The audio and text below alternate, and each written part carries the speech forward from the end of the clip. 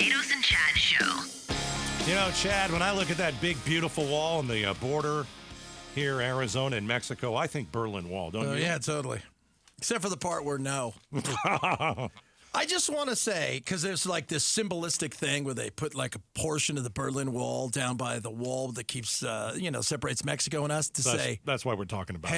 Hey, remember this? Nobody liked this wall. Yeah, that wall was to keep people in. So in theory, Mexico, you should have built the wall like Trump asked you to do, and then you could say, hey, this isn't very right. Wow. Right? Not because, hey, we got this wall here and you guys put it. No, West Germany didn't put up a wall. The Mexican government placed a piece of the Berlin Wall on the Arizona-Mexico border. As a symbol. Okay. So you're basically just giving us the finger. Yeah. When really it's your fault that people are coming here in droves. You're not stopping anybody from coming through Mexico. You're letting them come through Mexico, go through Mexico, all the way to our border, and you don't do anything. I mean, to be honest with you, I just take this as very insulting. I really do. And, like, this seems like, they've taken their glove off and slapped us in the face. Yeah. Don't you feel like that? We're going to insult you. They basically just called us, like, a bunch of Nazis, basically, right? Yeah. Which is, that's what you do nowadays. Is everybody's a Nazi. Right. But I find it to be like, this is supposed to be symbolic. No, the symbolism from that wall, and I've been to the Berlin Wall when the Berlin Wall was actually up. Mm-hmm.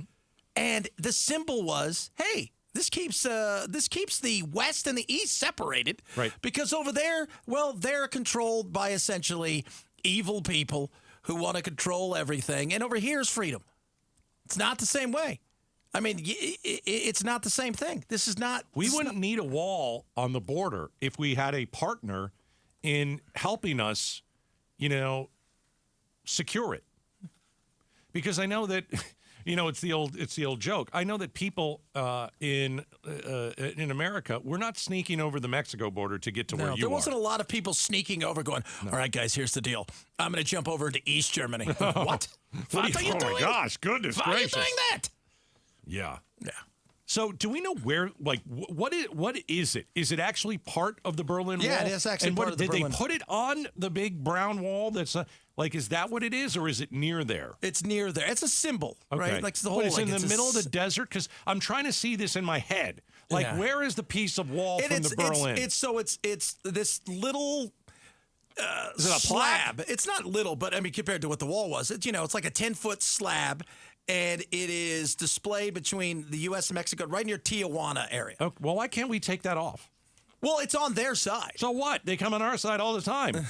So why can't we go over there and take it away? That's just so hilarious. Are you insulted by that, or am I just taking it? I find it insulting that they don't understand what the whole Berlin Wall. I don't think they understand history. Yeah. Right.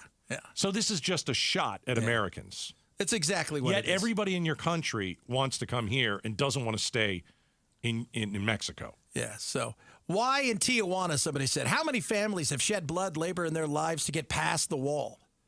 Well, in Berlin, a lot of people did that. In East Berlin. I remember the guy that flew over in the little homemade helicopter. That was pretty amazing.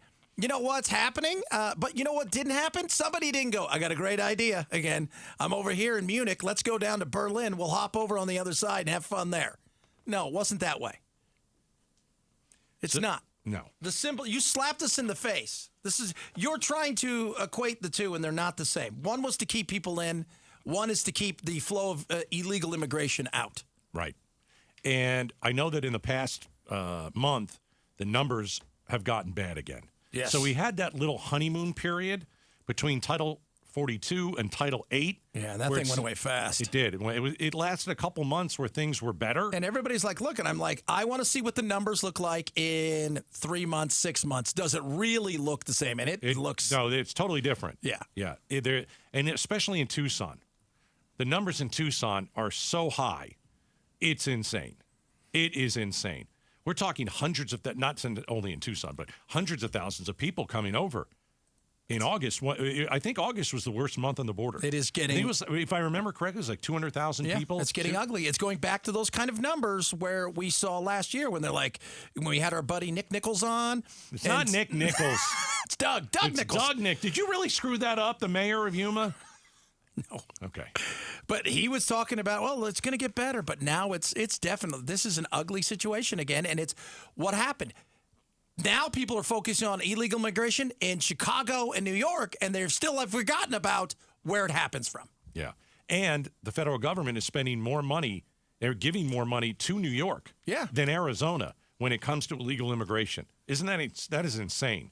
Even though we do know that a lot of people who come over actually do go to New York. Allie Bradley told us 90% of people that she talks to who comes over the border, whether it's illegally or asylum, 90% of them go to New York. Well, yeah, because they're handing out all kinds of free stuff. Right. But they're finding out that's not as true as you thought.